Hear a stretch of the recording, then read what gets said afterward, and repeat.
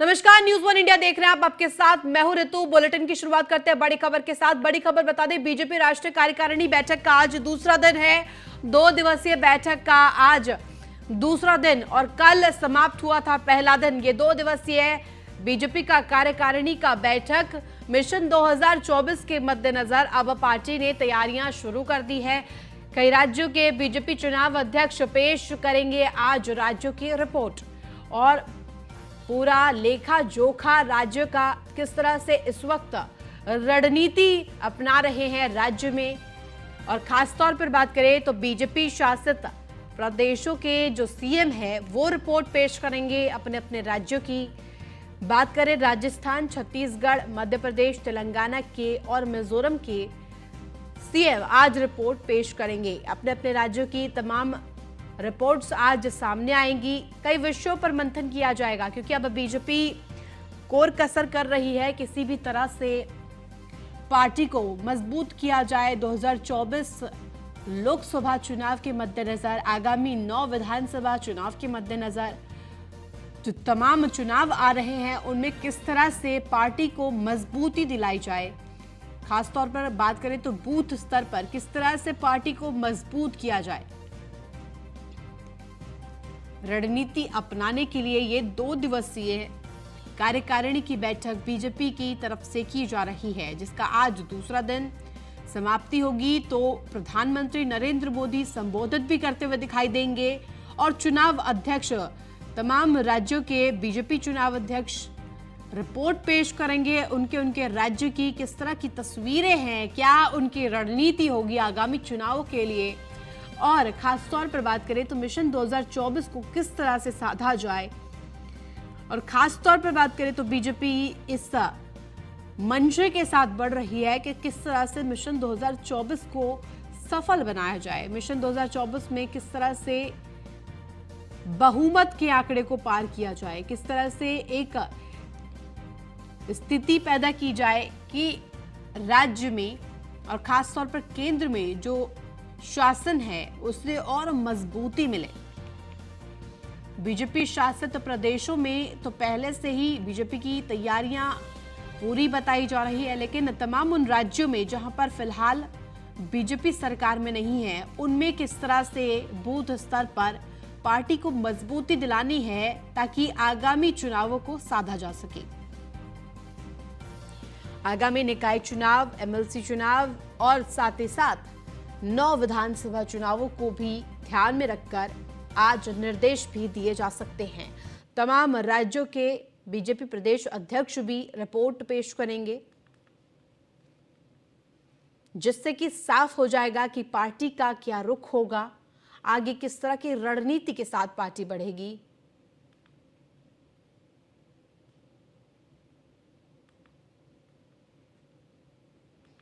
दो दिवसीय कार्यकारिणी की बैठक का आज दूसरा दिन, कल पहला दिन समाप्त हुआ था। पहले दिन तमाम पदाधिकारी, नेता मौजूद रहे। राज्य सरकारों में जुधर जुधर बीजेपी की सरकार है वहां के सीएम और डिप्टी सीएम भी शामिल हुए। राष्ट्रीय अध्यक्ष जेपी नड्डा को आप देख सकते हैं संबोधित करते हुए कार्यक्रम में शामिल हुए, संबोधन भी दिया। तमाम कार्यकर्ताओं को पार्टी का रुख इख्तियार किया, पार्टी क्या रुख अपनाएगी मिशन 2024 को साधने के लिए, बूथ स्तर पर पार्टी को मजबूत करने के लिए, उस पर मंथन किया गया। तमाम राज्यों के बीजेपी प्रदेश अध्यक्ष आज भी बैठक के दूसरे दिन पहुंचेंगे, रिपोर्ट पेश की जाएगी। तमाम बड़े नेता, पदाधिकारी और बीजेपी के शीर्ष नेतृत्व वाले तमाम नेता भी इस दौरान मौजूद रहे। तस्वीरों में आप देख रहे हैं बीजेपी के राष्ट्रीय अध्यक्ष जेपी नड्डा भी दिखाई दे रहे हैं और तमाम पार्टी के पदाधिकारी, बड़े नेता, शीर्ष नेतृत्व के लोग पहुंचे हुए। और कमल किस तरह से अब पूरे देश में व्याप्त करना है, किस तरह से पूरे देश में कमल की लहर को दौड़ाना है, किस तरह से कमल खिलाना है, बीजेपी की अब ये रणनीति रहेगी।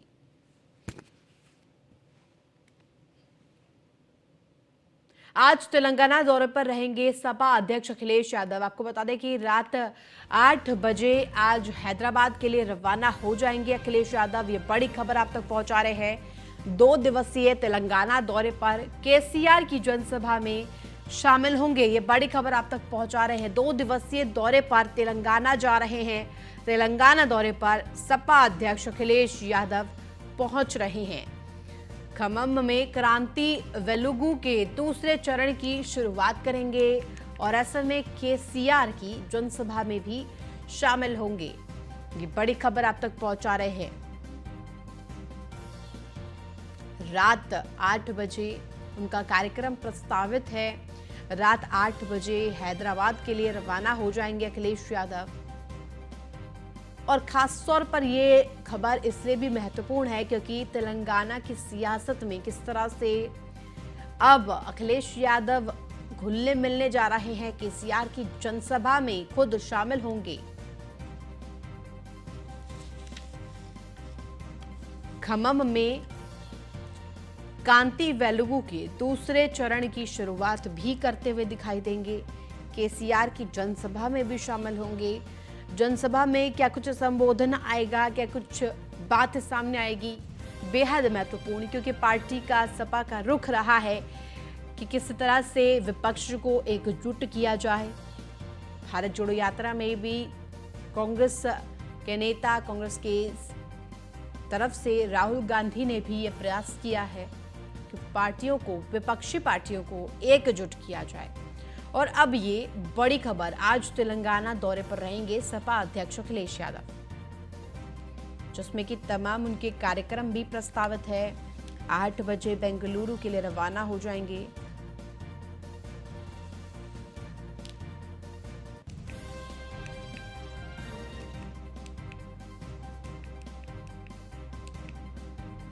और ये बड़ी खबर आप तक पहुंचा दे, आज रात 8 बजे हैदराबाद के लिए रवाना होंगे अखिलेश यादव।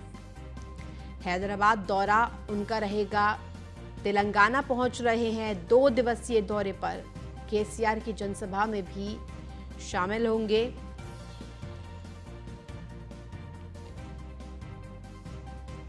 के चंद्रशेखर राव जिनकी जनसभा होनी है, उनमें शामिल होंगे सपा अध्यक्ष अखिलेश यादव।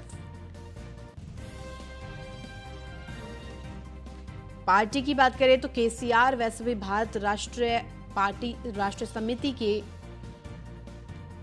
लिए जन संबोधन करते हुए दिखाई देंगे और इस जनसभा को संबोधित करते हुए खुद सपा अध्यक्ष अखिलेश यादव पहुंच रहे हैं केसीआर की जनसभा में शामिल होने के लिए। और आपको बता दें कि तेलंगाना दौरे पर 2 दिन के लिए पहुंच रहे हैं सपा अध्यक्ष अखिलेश यादव। खम्मम में कांति वेलुगु के दूसरे चरण की शुरुआत भी करते दिखाई देंगे।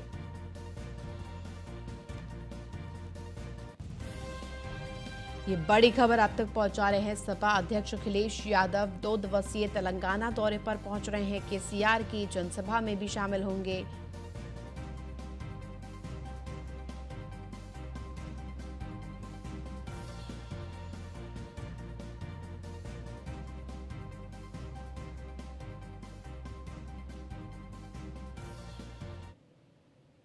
अगली बड़ी खबर आपको बता दें, वाराणसी में 4 दिवसीय एयर बैलून फेस्टिवल का कार्यक्रम है आज और ऐसे में बैलून फेस्टिवल के साथ बोट फेस्टिवल का भी आयोजन किया गया है। आपको बता दें कि बैलून उत्सव में हॉट एयर बैलून को 10 विदेशी, 2 देशी पायलट उड़ाएंगे और आज बैलून उत्सव में तमाम पर्यटक भी दिखाई देंगे। वाराणसी में 4 दिवसीय एयर बैलून फेस्टिवल का आगाज हुआ है। बैलून फेस्टिवल के साथ साथ बोट फेस्टिवल का भी आयोजन किया गया है।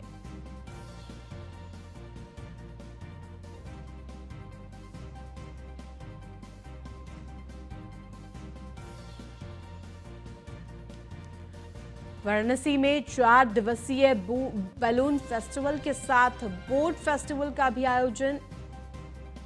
10 विदेशी, 2 देशी pilot balloon, hot air balloon उड़ाते हुए दिखाई देंगे। वाराणसी के 4 दिवसीय एयर बैलून फेस्टिवल से जुड़ी हुई ये बड़ी खबर आप तक पहुंचा रहे हैं।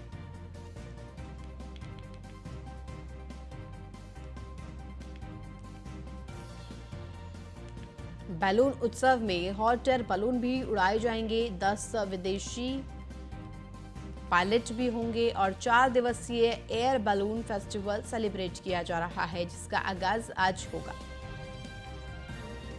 वाराणसी से तस्वीरें आप तक साझा करेगा न्यूज़ वन इंडिया और इस उत्सव की सबसे पहली खबर आप तक पहुंचा रहा है। वाराणसी में 4 दिवसीय एयर बैलून फेस्टिवल का आज आगाज हो गया है। बैलून फेस्टिवल के साथ बोट फेस्टिवल का भी आयोजन किया गया है।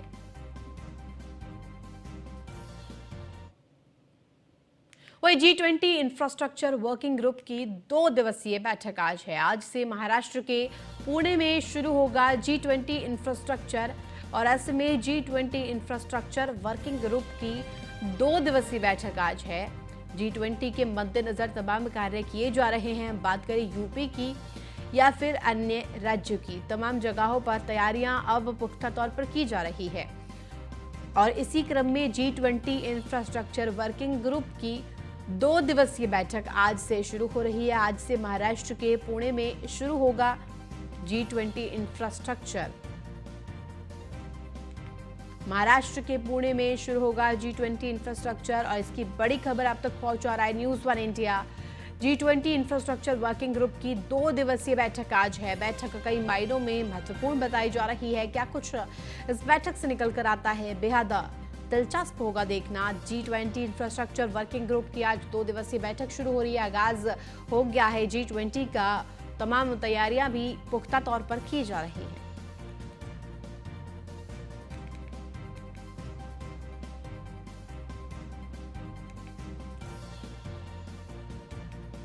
G20 इंफ्रास्ट्रक्चर वर्किंग ग्रुप की 2 दिवसीय बैठक शुरू है और आज बैठक होगी। क्या कुछ निकल कर आता है, क्योंकि महाराष्ट्र के पुणे से आज शुरुआत हो रही है G20 इंफ्रास्ट्रक्चर बैठक की। 2 दिवसीय बैठक होगी और 2 दिन के इस बैठक में G20 इंफ्रास्ट्रक्चर को और खासतौर पर बात करें G20 को किस तरह से सफल बनाया जाए। G20 की जो समिट होने वाली है, भारत जिसकी अध्यक्षता कर रहा है, उसको किस तरह से सफल बनाया जाए, आज उस पर मंथन किया जाएगा। और ये 2 दिन के जो बैठक होंगे, 2 दौरों में ये जो बैठक किए जाएंगे, इसमें तमाम उन विषयों पर, उन बिंदुओं पर विचार विमर्श किया जाएगा।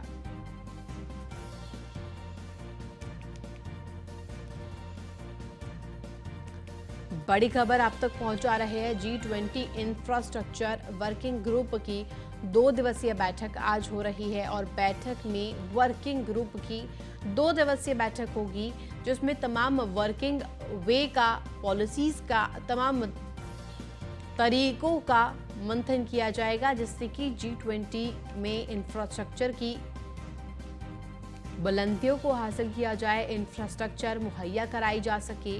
जो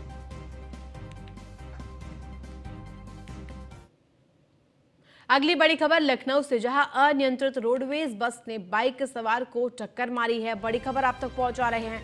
हादसे में रोडवेज बस की पहिया युवक के सर पर चढ़ गया। गंभीर रूप से घायल युवक को अस्पताल में भर्ती कराया गया, जिसमें कि युवक की हालत गंभीर बताई जा रही है। बस ड्राइवर फिलहाल फरार बताया जा रहा है और आलमबाग थाना मविया चौराहे का ये पूरा मामला बताया जा रहा है। बड़ी खबर आप तक पहुंचा रहे हैं। अनियंत्रित रोडवेज बस ने बाइक सवार को टक्कर मारी है, जिसमें कि बुरी तरीके से गंभीर स्थिति में उसे भर्ती कराया गया है। युवक घायल स्थिति में अस्पताल में भर्ती कराया गया है। हादसे में सिर पर बस का पहिया युवक के ऊपर चढ़ गया। सिर पर गंभीर चोटें आई हैं। गंभीर रूप से घायल अवस्था में अस्पताल में भर्ती कराया गया है।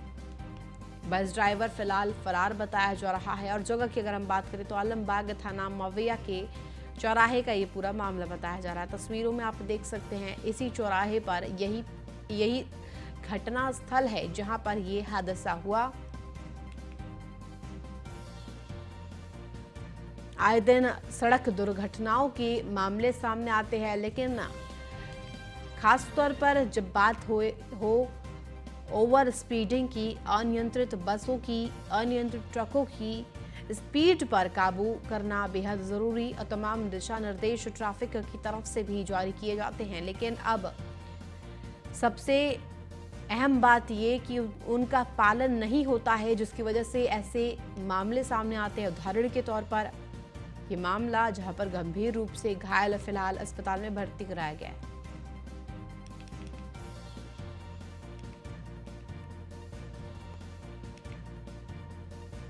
आलमबाग थाना मविया चौराहे का ये पूरा मामला बताया जा रहा है, जहां पर फिलहाल युवक को गंभीर स्थिति में अस्पताल में भर्ती कराया गया है। गंभीर चोटें आई हैं। अगली खबर अलीगढ़ से, जहां सुल्तान की सराय में दो समुदायों के बीच झगड़ा और पथराव देखने को मिला। चिकन रेस्टोरेंट पर खाना खा रहे थे दो समुदायों के युवकों के बीच विवाद हुआ। हिंदू युवकों ने मुस्लिम युवकों पर खाना खाते वक्त हमला करने का आरोप लगाया। आपको बता दें कि घटना के बाद दोनों ही समुदाय के बीच काफी देर तक पथराव होता रहा। सूचना के बाद मौके पर डीएम, एसएसपी समेत जिले के कई थानों की पुलिस फोर्स और पीएससी पहुंची। घटना में कुछ युवक बताए जा रहे हैं फिलहाल घायल स्थिति में, और सासनी गेट थाना इलाके के सराय सुल्तानी की ये पूरी घटना बताई जा रही है। अलीगढ़ में चिकन खरीदने को लेकर दो समुदायों में विवाद हुआ। पथराव में 4 लोग घायल हुए। पुलिस फोर्स तैनात की गई है। अलीगढ़ में चिकन खरीदने को लेकर दो समुदायों में पथराव हो गया। घटना में 2 लोगों के घायल होने की सूचना है, जिन्हें जिला अस्पताल में भर्ती कराया गया है। वहीं मौके पर भारी पुलिस फोर्स तैनात की गई है। जिलाधिकारी और एसएसपी विवाद होने पर मौके पर पहुंच गए और लोगों को समझा बुझाकर शांत कराया। घटना थाना सासनी गेट इलाके के सराय सुल्तानी की है। घटना का निरीक्षण करने देर रात डीआईजी भी पहुंचे। बताया जा रहा है कि अंकित वार्षण्य को उसके दोस्तों ने सराय सुल्तानी पर चिकन की दुकान में बुलाया था। उसी दौरान चिकन खरीदने को लेकर दूसरे समुदाय के में विवाद हो गया। वह हिंदू पक्ष के लोगों को मुस्लिम पक्ष के लोगों ने दौड़ा कर पीटा। इसके बाद इलाके में 2 समुदायों के बीच जबरदस्त पथराव देखने को मिला। हिंदू पक्ष के लोगों ने मुस्लिम पक्ष के लोगों पर मारपीट करने का आरोप लगाया। घटना में 4 लोगों को घायल स्थिति में अस्पताल में भर्ती कराया गया है। हालांकि घटना की गंभीरता को देखते हुए मौके पर कई थानों की फोर्स पहुंची। सूचना मिली थी अभी करीब 15-20 मिनट पहले। आप पीछे कर भाई। यहाँ पर कुछ लड़के आए हुए थे, मीट की दुकानें वहाँ परचेज करने के लिए कुछ, उसमें कहा सुनी हुई है और उसमें थोड़ा सा पथराव हुआ है। अभी पूरी घटना की जानकारी की जा रही है। कुछ लोगों के नाम सामने आए हैं, उनके खिलाफ कार्रवाई भी की जाएगी और अभी लोगों को समझाया बुझाया गया है कि मौके पर शांति अभी बनी हुई है।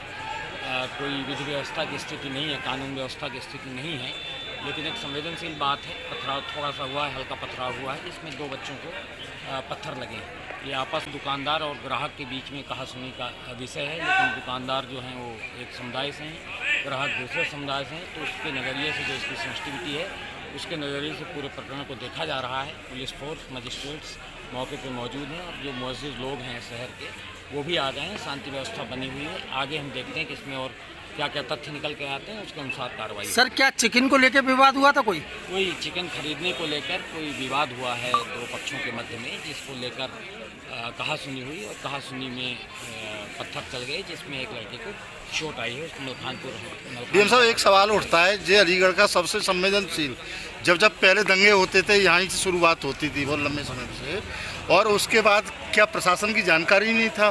पुलिस का रेस्पॉन्स यहाँ काफ़ी देते हैं, लोग चिल्लाते रहे, सुन भीड़ सड़क पे आई। एक साथ मत बोलिए। देखिए, जैसे ही घटना की सूचना मिली है वैसे ही फोर्स मूव की है और मजिस्ट्रेट्स भी आ गए हैं। हम लोग भी विदिन नो टाइम आ गए हैं यहाँ पर। कोई घटना बड़ा रूप नहीं ले पाई है। ये एक संवेदनशील शहर है और हम इसकी महत्ता को समझते हैं, इसलिए फोर्स का मूवमेंट तत्काल कराया गया है।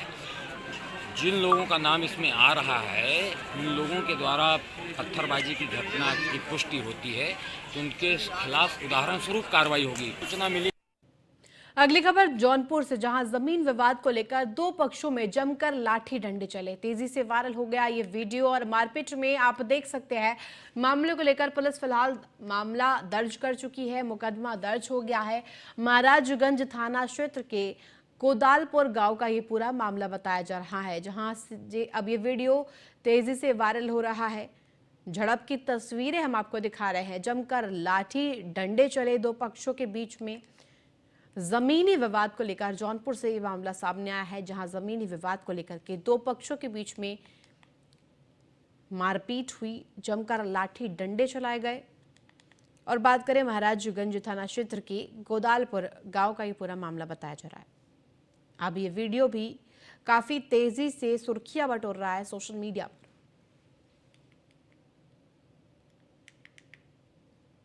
वहीं प्रतापगढ़ में आवारा मवेशी को लेकर गौशाला जा रहे नगर पंचायत के ड्राइवर को सिपाही ने थप्पड़ जड़ दिया और वाहन से खींचकर पिटाई की। ड्राइवर की पिटाई करने के बाद सिपाही की दबंगई से नाराज सैकड़ों नगर पंचायत के कर्मी धरने पर बैठ गए हैं और पुलिस के खिलाफ नारेबाजी करने लगे हैं।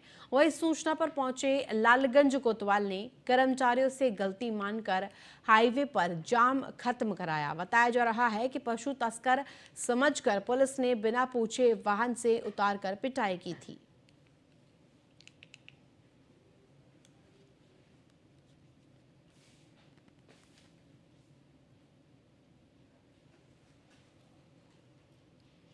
वहीं मेरठ के खजूरी गांव में दीपक त्यागी हत्याकांड मामले में आरोपी अभी तक फरार चल रहा है।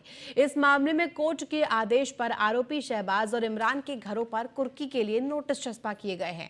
एसआईटी के विवेचक और क्राइम ब्रांच बागपत के निरीक्षक तपेश्वर सागर पुलिस बल के साथ गांव में पहुंचे और ढोल बजवाकर दोनों आरोपियों के घरों में कुर्की का नोटिस चस्पा किया। बता दें कि आरोपी शहबाज और इमरान पर मेरठ एसएसपी की तरफ से 20-20 हजार का इनाम घोषित किया जा चुका है।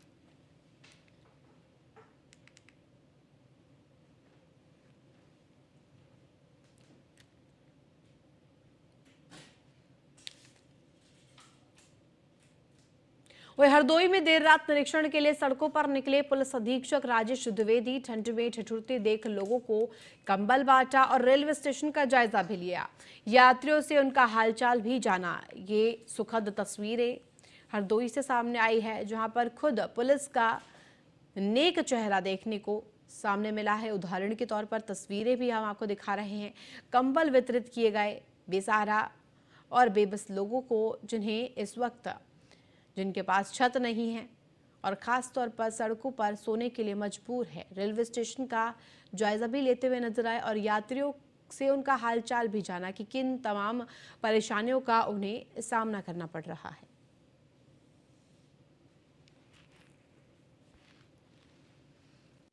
इस समय ठंडी बहुत ज़्यादा पड़ रही है, काफ़ी टेम्परेचर डाउन है।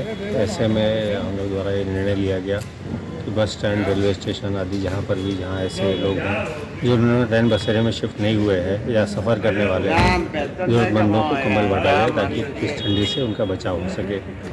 हमारा टारगेट लगभग आज 50 कंबल बांटने का है, इसमें से अभी तक हम लोग 25 कंबल बांट चुके हैं।